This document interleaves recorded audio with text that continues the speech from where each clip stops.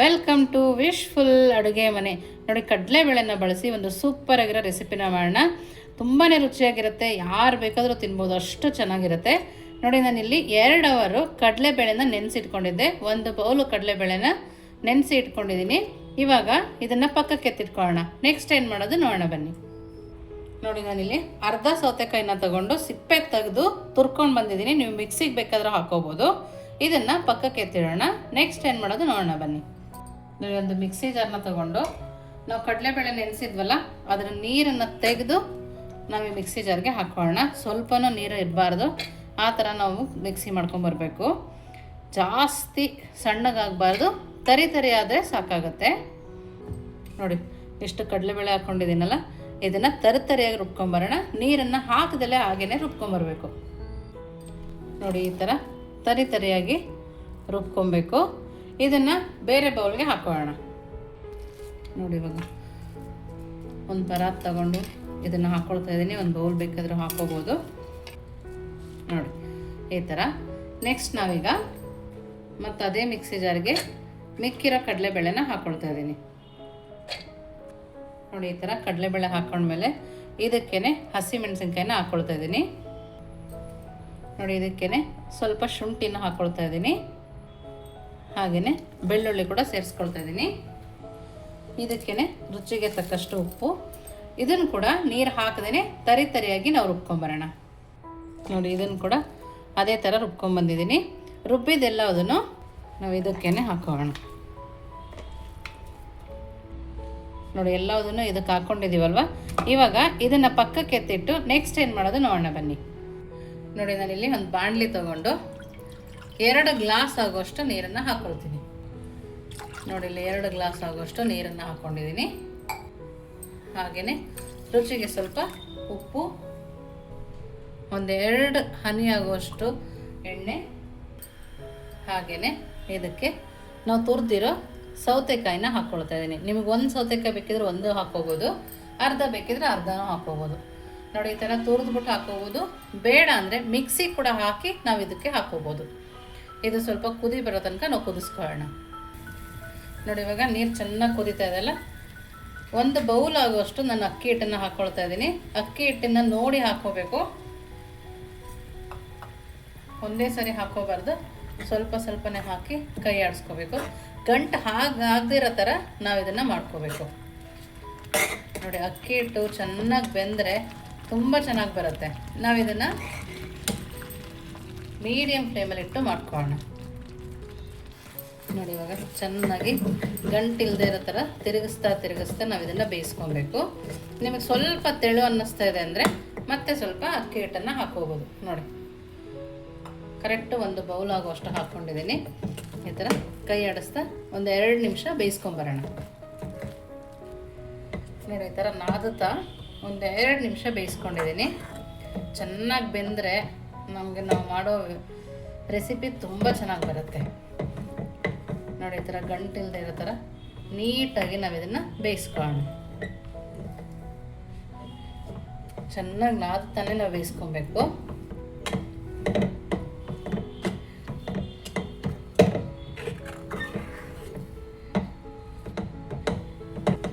ನೋಡಿ, ಈ ಥರ ಚೆನ್ನಾಗಿ ಬೇಯಿಸ್ಕೊಬೇಕು. ನೋಡಿ, ಎಷ್ಟು ಚೆನ್ನಾಗಿ ಬೆಂದಿದೆ ನೋಡಿ. ನೋಡಿ, ಇವಾಗ ಚೆನ್ನಾಗಿ ಬೆಂದು ರೆಡಿಯಾಗಿದೆ ಇದು.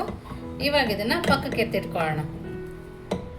ನೋಡಿ, ಕೈ ಗಂಟುತ್ತಾ ಇಲ್ಲಲ್ಲ, ಈ ಥರ ಅಂದರೆ ನೀಟಾಗಿ ಬೆಂದಿದೆ ಅಂಥೇಳಿ ಇದನ್ನು ಪಕ್ಕಕ್ಕೆ ಎತ್ತಿಟ್ಟು ನೆಕ್ಸ್ಟ್ ಏನು ಮಾಡೋದು ನೋಡೋಣ ಬನ್ನಿ. ನೋಡಿ, ಇವಾಗ ಕಡಲೆಬೇಳೆ ರುಬ್ಬಿ ಇಟ್ಕೊಂಡಿದ್ವಲ್ಲ, ಅದಕ್ಕೆ ಸಣ್ಣದಾಗಿ ಕಟ್ ಮಾಡಿರೋ ಈರುಳ್ಳಿನ ಹಾಕ್ಕೊಳ್ತಾ ಇದ್ದೀನಿ. ಹಾಗೆಯೇ ಕರಿಬೇವಿನ ಸೊಪ್ಪು, ಹಾಗೆಯೇ ಸಣ್ಣದಾಗಿ ಕಟ್ ಮಾಡಿರೋ ಸಬ್ಸಿಗೆ ಸೊಪ್ಪು, ನಂತರ ಸ್ವಲ್ಪ ಕೊತ್ತಂಬರಿ ಸೊಪ್ಪು, ಇದಕ್ಕೆ ಸ್ವಲ್ಪ ಜೀರಿಗೆನ ಹಾಕ್ಕೊಳ್ತಾ ಇದ್ದೀನಿ. ಇಷ್ಟನ್ನು ಹಾಕ್ಕೊಂಡು ನೀಟಾಗಿ ಕಲಿಸ್ಕೊಬೇಕು. ನಿಮಗೆ ಅದಕ್ಕೆ ತೆಂಗಿನಕಾಯಿ ತುರಿ ಬೇಕಿದ್ರೂ ಹಾಕೋಬೋದು, ನಾನಿಲ್ಲಿ ಹಾಕಿಲ್ಲ. ನೋಡಿ, ಈ ಥರ ನೀಟಾಗಿ ಕಲಿಸ್ಕೊಳ್ಳೋಣ. ನಿಮ್ಗೆ ಈರುಳ್ಳಿ ಜಾಸ್ತಿ ಬೇಕಂದರೆ ಈರುಳ್ಳಿ ಜಾಸ್ತಿ ಕೂಡ ಹಾಕೋಬೋದು. ನಾವು ಮಿಕ್ಸಿಗೆ ಕಡಲೆಬೇಳೆ ಹಾಕಿದ್ದಾಗ ಉಪ್ಪನ್ನು ಕೂಡ ಹಾಕ್ಕೊಂಡಿದ್ದೀವಿ. ಹಾಗಾಗಿ ಇವಾಗ ನಿಮಗೆ ರುಚಿ ನೋಡಿ ಬೇಕನ್ಸಿದ್ರೆ ಮಾತ್ರ ಹಾಕ್ಕೊಳ್ಳಿ. ನೋಡಿ, ಎಲ್ಲವುದು ಹೊಂದ್ಕೊಳ್ಳೋ ಥರ ನೀಟಾಗಿ ಕಲಿಸ್ಕೊಂಬರೋಣ. ನೋಡಿ ಈ ಥರ ಚೆನ್ನಾಗಿ ಕಲಿಸ್ಕೊಂಡಾದಮೇಲೆ ನಿಮ್ಗೆ ಯಾವ ಸೈಜ್ ಬೇಕೋ ಆ ಸೈಜಲ್ಲಿ ಉಂಡೆಗಳನ್ನಾಗಿ ಮಾಡ್ಕೋಬೇಕು. ನೋಡಿ ನಾನು ಈ ಸೈಜಲ್ಲಿ ಮಾಡ್ಕೊಳ್ತಾ ಇದ್ದೀನಿ. ಮಾಡಿ ಒಂದು ಪ್ಲೇಟಿಗೆ ಎತ್ತಿಟ್ಕೊಳ್ಳೋಣ. ನಿಮಗೆ ಚಿಕ್ಕದು ಬೇಕಂದರೆ ಚಿಕ್ಕದು ಮಾಡ್ಕೋಬೋದು, ದೊಡ್ಡದು ಬೇಕಂದರೆ ದೊಡ್ಡದು ಮಾಡ್ಕೋಬೋದು. ನೋಡಿ ನಾನು ಇವಾಗ ಇಷ್ಟನ್ನು ಮಾಡ್ಕೊಂಡಿದ್ದೀನಿ. ಇವಾಗ ಅಕ್ಕಿ ಹಿಟ್ಟು ಏನಾಗಿದೆ ನೋಡೋಣ ಬನ್ನಿ. ನೋಡಿ ನಾನು ತಣ್ಣಗಾಗಲಿ ಅಂತೇಳಿ ಒಂದು ಪ್ಲೇಟಿಗೆ ಹಾಕ್ಕೊಂಡಿದ್ದೆ. ಇವಾಗ ಇದರಲ್ಲಿ ಚೆನ್ನಾಗಿ ನಾದ್ಕೊಳ್ಳೋಣ. ನೋಡಿ ಇವಾಗ ಚೆನ್ನಾಗಿ ನಾದಿದ್ದೀವಲ್ವ, ಇವಾಗ ಇದರಲ್ಲಿ ಸಣ್ಣ ಸಣ್ಣ ಉಂಡೆಗಳನ್ನಾಗಿ ತಗೊಳ್ಳೋಣ. ನಿಮ್ಗೆ ಯಾವ ಸೈಜ್ ಬೇಕೋ ಆ ಸೈಜ್. ನೋಡಿ ನಾನು ಈ ಸೈಜಲ್ಲಿ ತೊಗೊತಾ ಇದ್ದೀನಿ. ನೋಡಿ ಈ ಸೈಜಲ್ಲಿ ತೊಗೊಂಡಿದ್ದೀನಿ. ಇವಾಗ ಇದಕ್ಕೆ ಸ್ವಲ್ಪ ಎಣ್ಣೆನ ಸರುಕೊಳ್ತಾ ಇದ್ದೀನಿ. ಇಲ್ಲಿ ಒಬ್ಬಟ್ಟು ಮಾಡ್ತೀವಲ್ಲ ಆ ಥರ ಶೀಟನ್ನು ತೊಗೊಂಡಿದ್ದೀನಿ. ನೀವು ಕವರ್ ಬೇಕಿದ್ರೂ ತೊಗೋಬೋದು, ಬಾಳೆದೆಲೆ ಬೇಕಿದ್ರೂ ತೊಗೋಬೋದು.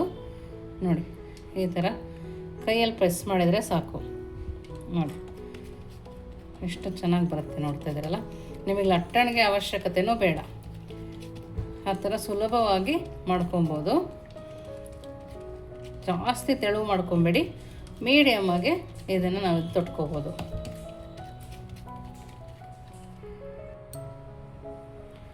ನೋಡಿ ಇವಾಗ ಎಷ್ಟು ತೆಳುವಾಗಿ ನಾನು ಮಾಡ್ಕೊಂಡಿದ್ದೀನಿ. ಮೀಡಿಯಮ್ಮಾಗಿ ಬೇಕಾದರೂ ಮಾಡ್ಕೋಬೋದು. ನೋಡಿ ಕರ್ಜಿಕಾಯಿ ಮಾಡ್ತೀವಲ್ಲ ಅದರೊಳಗಡೆ ಹಾಕ್ಕೊಂಡಿದ್ದೀನಿ. ನೋಡಿ ಹಾಕ್ಕೊಂಡು ನೀಟಾಗಿ ಪ್ರೆಸ್ ಮಾಡಿಕೊಂಡು ಸೈಡಿಂದ ತಕ್ಕೊಳ್ಳೋಣ. ನೋಡಿ ಎಷ್ಟು ಚೆನ್ನಾಗಿ ಬಂದಿದೆ ಅಲ್ಲ. ವಾವ್, ಸೂಪರ್ ಅಂತಲೇ ಹೇಳ್ಬೋದು. ಎಲ್ಲದನ್ನು ಇದೇ ಥರ ಮಾಡ್ಕೊಳ್ಳೋಣ. ನೋಡಿ ನಾನು ಎಲ್ಲದನ್ನು ಈ ಥರ ಮಾಡ್ಕೊಂಡಿದ್ದೀನಿ. ಇವಾಗ ಇದನ್ನು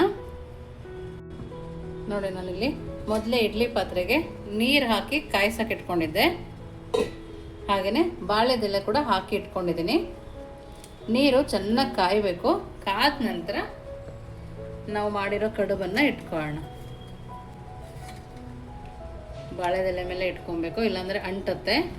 ನೀವು ಎಣ್ಣೆ ಸರಿಬೇಕಾದರೂ ಇಟ್ಕೋಬೋದು. ನೋಡಿ ಈ ಥರ ನಿಧಾನಕ್ಕೆ ಬೇಯಿಸ್ಕೊಬೇಕು ಇಟ್ಕೊಂಡು. ನಾವಿಲ್ಲಿ ಕೈಯಲ್ಲಿ ಕೂಡ ಮಾಡ್ಕೊಂಡಿದ್ವಲ್ಲ ಅದನ್ನು ಕೂಡ ಇಟ್ಕೊಳ್ಳೋಣ. ಇವಾಗ ಲಿಡ್ಡನ್ನು ಕ್ಲೋಸ್ ಮಾಡಿ ಮೀಡಿಯಮ್ ಫ್ಲೇಮಲ್ಲಿ ಇಟ್ಟು ಒಂದು 5 ನಿಮಿಷ ಬೇಯಿಸ್ಕೊಳ್ಳೋಣ. ನೋಡಿ ಇವಾಗ 5 ರಿಂದ 10 ನಿಮಿಷ ಆಗಿದೆ. ನೋಡಿ ಕೆಲವೊಂದು ಮಾತ್ರ ಈ ಥರ ಆಗಿರುತ್ತೆ, ಮಿಕ್ಕಿದ್ದೆಲ್ಲ ತುಂಬಾ ಚೆನ್ನಾಗಿರುತ್ತೆ. ಇವಾಗ ಸ್ಟವನ್ನು ಆಫ್ ಮಾಡಿ ಇದನ್ನು ಹೀಗೆ ತಣ್ಣಗೆ ಹಾಕ್ಬೇಡೋಣ. ತಣ್ಣಗೆ ಆದಮೇಲೆ ನಾವು ಇದನ್ನು ತಕ್ಕೊಬೇಕು. ಬಿಸಿನಲ್ಲಿ ತೆಗೆದ್ರೆ ಕೈಗೆ ಅಂಟತ್ತೆ. ತಣ್ಣಗಾಗೋ ತನಕ ಕಾಯೋಣ. ನೋಡಿ ಇವಾಗ ತಣ್ಣಗಾಗಿದೆ. ಇವಾಗ ನಾವು ಇದನ್ನು ತಕ್ಕೊಳ್ಳೋಣ. ನೋಡಿ ತಣ್ಣಗಾದ್ಮೇಲೆ ನೀಟಾಗಿ ಬರುತ್ತೆ. ನೋಡಿ ನಾನಿಲ್ಲಿ ಎಲ್ಲದನ್ನು ತಕ್ಕೊಂಡಿದ್ದೀನಿ. ಇವಾಗ ಇದನ್ನು ನೋಡಿ ಅದರ ಜೊತೆಗೆ ಸೂಪರಾಗಿ ಚಟ್ನಿ ಕೂಡ ಮಾಡ್ಕೊಂಡಿದ್ದೀನಿ. ಚಟ್ನಿ ಜೊತೆಗೆ ಸೂಪರಾಗಿರುತ್ತೆ. ನೋಡಿ ಕಡುಬು ಕೂಡ ಎಷ್ಟು ಚೆನ್ನಾಗಿ ಬಂದಿದೆ. ನೋಡಿ ಸೌತೆಕಾಯಿ ಕಡುಬು ಸಮ್ಮರ್ ಕೂಡ ತುಂಬಾ ಒಳ್ಳೆಯದು ಅಂತಲೇ ಹೇಳ್ಬೋದು. ತುಂಬ ಅಂದರೆ ತುಂಬ ಚೆನ್ನಾಗಿರುತ್ತೆ. ಚಟ್ನಿ ಜೊತೆ ಕೂಡ ಸೂಪರ್ ಕಾಂಬಿನೇಷನು. ಒಳಗಡೆ ಕೂಡ ತೋರಿಸ್ತೀನಿ ನೋಡಿ. ನೋಡಿ ಎಷ್ಟು ಚೆನ್ನಾಗಿದೆ, ನೀವು ನೋಡ್ತಾ ಇದ್ದೀರಲ್ಲ. ತುಂಬ ಅಂದರೆ ತುಂಬ ಚೆನ್ನಾಗಿರುತ್ತೆ. ನೋಡಿ ಇವಾಗ ನೋಡಿ ಸೂಪರ್ ಅಂತಲೇ ಹೇಳಬೇಕು.